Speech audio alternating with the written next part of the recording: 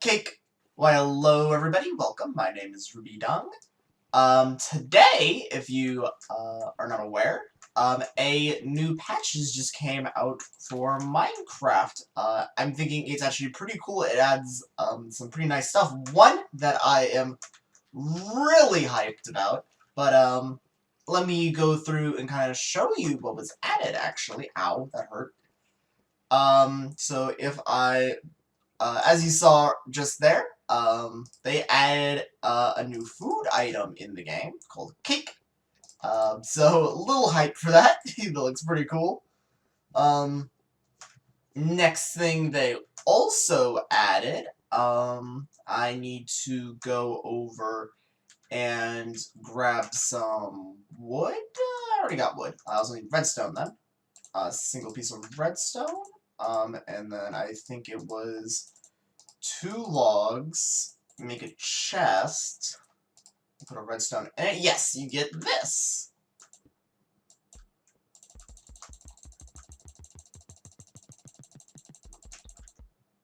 Looks pretty cool. Makes different sounds of different surfaces.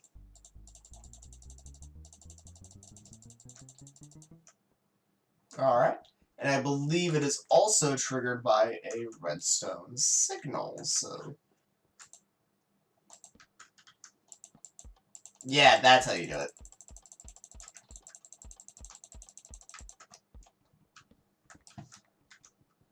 But yeah, that's one of the new items that was also added. They also added something called a dispenser, which I do not have the materials to craft because that requires string, and I don't have the mob farm set up, so not able to make that quite yet.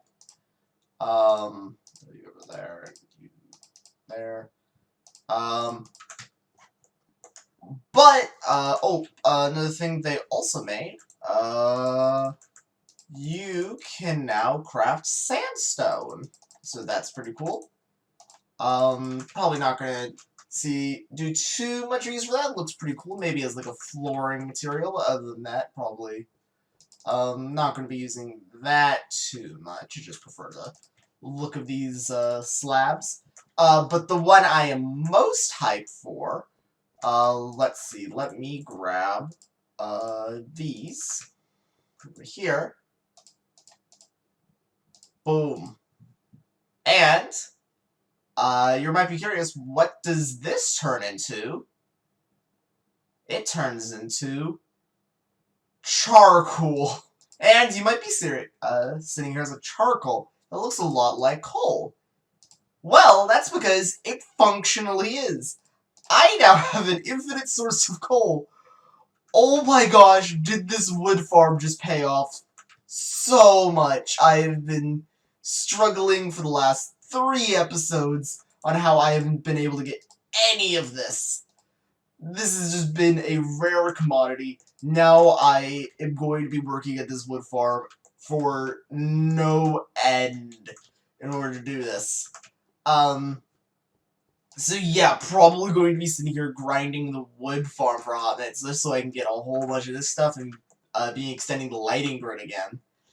So yeah, I'm going to continue harvesting the wood farm. I'll be right back with you guys here in a second. Alright, so I did some harvesting on the tree farm. However, while I was doing some harvesting, I was thinking, now that I am able to turn wood logs into coal, I'm starting to think, what is the most efficient way to do that? Now why am I thinking that? Well, actually, is because of, the amount, an item, does whenever you, throw it into a fuel source. So, for example, if I take 8 of this wood, if the charcoal functions exactly like it does with coal, I can throw 1 in here, and this here won't be depleted until all 8 items are smelted, regardless of if there is 8 items or more than 8 items. So if there's less than 8 items, it will continue to burn nothing. If there's more than 8 items, it just won't cook all of it. So, as you'll watch here, you can see that it is slowly turning this down, and you can see that the flame is slowly dying out. About after this item is done, it should be about halfway through the smelting process. Yeah, and you can see it's about halfway through that. So all of these items will get smelted here off that one piece of charcoal, no more, none less. However, there's a lot of items that are capable of being smelted in the game, and I'm curious what item is probably the most efficient that I can get from this farm. So I can get charcoal from the farm now by from one log. However, the log can be turned into multiple things. The log can be turned into planks, but the planks can also be turned into sticks.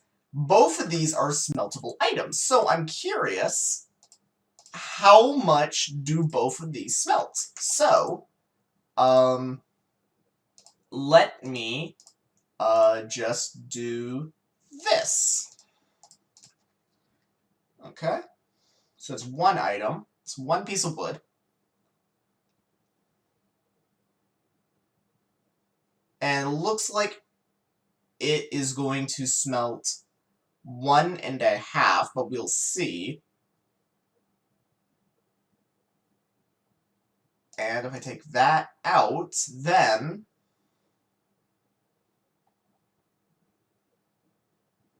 that's 3. Okay. So, with that, that means off of every 2 planks of wood, we get 3 items. Every log returns 4. So, with 1 log, we smelt that and we turn that into a charcoal. So we get 8 items off of 1 log. We can get off of 1 plank 1.5. However, off of 1 log, that gives us 4. So off of 1 log, if we turn all those all into planks, 2 planks will get us 3. So all 4 planks will get us 6. So the planks are worse than the log. Now let's talk about the sticks. So let's make some sticks. All right. Throw you in here. Throw the sticks in here. All right. How many items per stick? Okay. It looks like 2 sticks per item.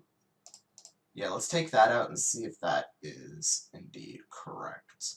Yeah, so 1 item per 2 sticks. So take those out. So that would mean, for every 2 planks, we get 4 sticks. 2 of those sticks will be 1 item. So that would mean that for 2 planks, we are getting, 2 items. Meaning that if we use sticks, for every plank is an item. Meaning that we're getting 4 items off of log. So a stick is even less effective than a plank. So, it would actually be optimal for us to be cooking the log, so use the charcoal to make a single piece of wood. That looks like it's the most efficient way to do that. However, I'm curious, because I haven't tested with this before. Can you use a log? Yes, you can. How much does a log burn? It looks like it burns the same amount as a plank. Okay. So it's not effective, is what I'm hearing. I mean, we're about to see. Yeah, I think it burns as much as a plank. Yeah, because I think I could time that and it would be the same as a plank. I don't think I need to, though. Alright, so we know how much that burns. So, with each piece of charcoal, now we need to begin turning wood into charcoal, because that's the most effective way of doing that, opposed to just turning the logs into planks. So, all this charcoal I have, I now need to be in keeping on hand. But also, because each piece of charcoal will smelt 8, so this will cook 8, 16, 32, 64.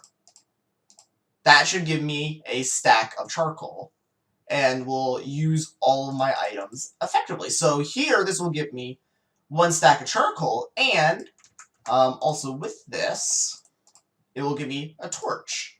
Well, 4 torches, and so every piece, 1 piece of charcoal, I get 4 torches, meaning that I'm cooking up 4 stacks of torches, which I think should be enough to extend the torch grid once again, which I'm getting excited for. Okay, I've been pushing the grid out quite a bit. As you can see, there is a line over there that is about where I'm hoping to begin pushing the grid. Probably needs to go a couple more torches outside of that, but I went to go looking at the Minecraft wiki for spawn distances and where stuff can spawn, and while I was doing that, I was figuring out some interesting stuff that I want to share with you guys. So I'm going to go all the way back up here while I talk about that. So I was browsing through the Minecraft wiki about how spawning works. Obviously, it was talking about all sorts of spawning, but the one that interested me the most was about what it had to say over hostile mob spawning. Because what it was talking about with hostile mob spawning, it was talking about a couple things I already knew, however, it lacked to inform me of one particular piece of information that I knew became pretty crucial when I first started this Let's Play, that back during Halloween, Notch released a patch that moved mob spawning around, so it depended on your height level. When I was going through the wiki, I was reading through it about how light levels matter, what blocks are under them. But what I noticed while reading through it, it did not mention the Y level. So I was like, huh, that's interesting. This is probably not up to date then. It's probably missing some crucial information. But as I went to go continue digging, I found that there was some pieces of information otherwhere that was pointing me to a decision. I began to see around about mob spawning on forums, and I was looking around on other wikis, and I was consistently finding that people were not finding the same mob spawning as they originally were. After a certain point, I found that people were saying that they believe Notch has actually reverted the code on the mob spawning. So it looks like mob spawning no longer depends on your depth within caves, and now is equal across the, your up and down level. So theoretically, we can now begin building mob farms up in the skies. So actually, with this new piece of information, I have to begin to wonder, would it be worth it to actually build either continue building the mob farm down below at the lower level where I still have a large amount of work that still needs to get done on it. I still need to dig out canals. I still need to move resources up and down. Or would it be worth it to actually begin building a new one from scratch, but upwards? So that way I can begin having it centralized near the base opposed to having to funnel them up from below, because currently how it is set up, it's very large, but all the spawn spaces aren't going to be used because of how spawning works. They only spawn within, I believe it's up, according to the Minecraft wiki, they only spawn within 4 chunks of you, which I believe is not very large. It's like 40 blocks or something. And down below is more than that. So, if that information is true, then the mob farm down below might not work as well as if I built one, let's say, right here. If I just built it right above the base, I just had these struts go all the way up, connect to right here, and do that. However, I'm also not completely sure on that information, so I could wind up spending a lot of resources, build this big thing, and it doesn't work. I am noticing a lot of mobs are spawning up here. I am doing a lot of time spending lighting up as much as I can, so the mobs won't be spawning near me, and instead will be spawning inside the box. However, I haven't gotten anything that definitively shows that the lower spawns are, like, completely non-functional anymore. So I'm kind of at a bit of a pass here. I'm wanting to begin building just a large box here above where all I have here, then we can begin building that. However, I also already have everything set up from the lower portion. So if worse comes to worse, I could set up both and just see which one I like. Which, honestly, I might just do. But I do want to begin setting up the higher one first, because I believe I could build a higher one faster than I can build a lower one. Because for the lower one, I have to dig out a lot more. I have to dig out all the canals. I have to begin breaking all the torches, placing the water. However, for this upper part, I just need to place a flooring. It's going to be a lot smaller, though. But I don't need, like, a massive amount of mob drops. What I'm mainly wanting is, one of the new items that was added to the games from the skeleton. Since the skeleton was already so useful, it dropped arrows, which, basically was just already for a really good item. You just pulled back a bow and you could just sit here and destroy stuff. You went through a lot of arrows, but you didn't have to get close to it. But now, on top of the arrows, it also drops bones. So, with the new bones, I actually can insta-grow trees. So just walk up, click on a bone meal, get myself, just a fully grown tree, fully grown wheat. I feel that is very important. So I want to begin setting up, like, a mini mob farm above the base. So have these struts go up, build, like, a false floor above this, and then set up a mob farm. They drop down into this thing, and then I set up the killing system as I had planned. But with that, I'm just going to require a bunch of wood, it's going to require a bunch of planting, but I feel it might be worth it. So I am going to set up a bit of a test for you guys, so I'll come back with you here right now. Okay, I set up a little bit of a border here for where I'm thinking of putting the temporary farm. Once again, a lot bigger than I was expecting, but still a lot smaller than the one down below. The one down below goes from about there all the way to about there.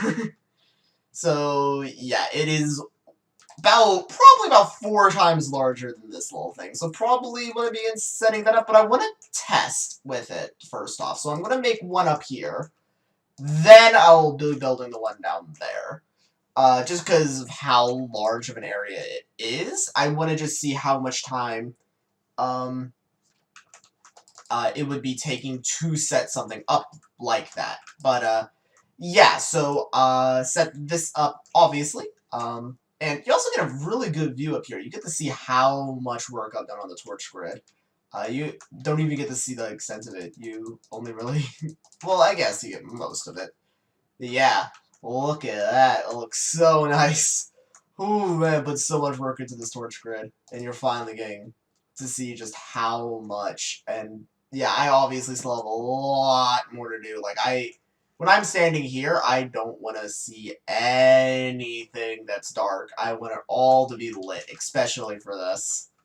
So yeah, need to begin now taking half slabs, putting the double slab all the way up here, so I can get the flooring. Then I can begin setting up the actual spawn pads, and then push them all the way into an area, and just see how well that works. So I will be jumping off here, and I'll catch you guys here. And actually, no, let's go over here, just because the ladder's over here.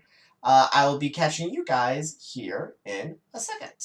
On second thought, guys, actually, I think this may be enough time for this episode. I spent a lot of time kind of experimenting around with the new charcoal, which I'm really hyped about. That's going to basically be changing how I'm doing everything. I don't have to go mining ever again, except for when I run out of cobble and iron and diamonds and all of my actual useful resources. But, I will be having to do some more stuff off camera. Just kind of need to sit here and grind out some more wood. Can begin laying the flooring of this place. But you don't exactly need me around for that. When I do lay out the flooring, I need to begin smelting more charcoal, which obviously still need more wood. Honestly, it's probably getting to the point where I might be a useful project just to make the tree farm just as big. But if I'm going to wind up doing that, that will be for next episode, because I think I think that's all the time I really have for today.